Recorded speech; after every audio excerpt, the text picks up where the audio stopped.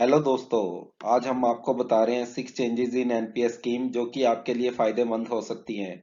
NPS scheme government employees के लिए शुरू की गई थी। अब उसमें प्राइवेट सेक्टर के एम्प्लॉइज भी जो हैं शामिल हो सकते हैं। तो ये जो हम बता रहे हैं चेंजेस, ये दोनों के लिए ही इम्पोर्टेंट है। तो आइए देखते हैं क्या है चेंजेस। ये पहले जो दोस्तों एज थी वो 18 से 65 ईयर तक थी। अब वो बढ़ाकर 18 से 70 साल कर दी है। अगर आपने रिटायरमेंट के ऊपर सुपर एनुएशन के टाइम पे अपनी एनकैश भी करवा ली है एनपीएस, तो भी आप दोबारा से री एंटर भी कर सकते। इन्वेस्टमेंट जो इक्विटी के अंदर है वो अब बढ़ाकर 50% तक अलाउ कर दी है।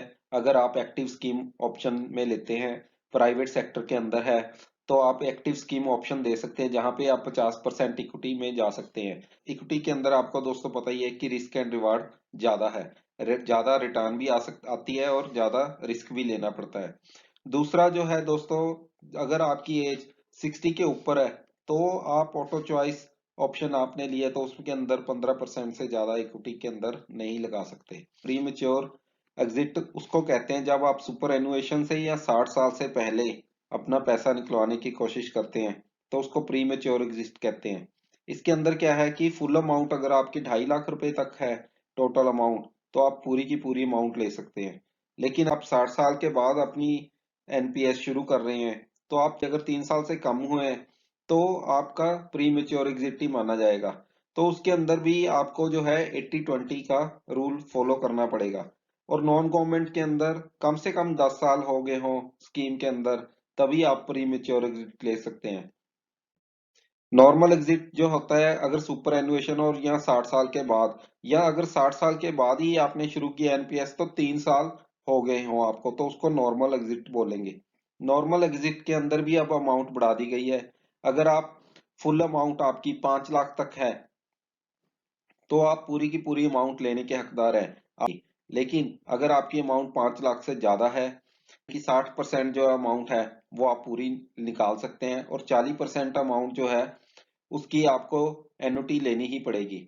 लेकिन इसके अंदर एक ऑप्शन और भी है कि आप 75 तक लमसम अमाउंट है इसको डेफर भी कर सकते हैं और किस्तों में भी ले सकते हैं।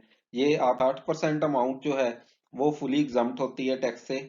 आपको ये इस बारे में पता होगा।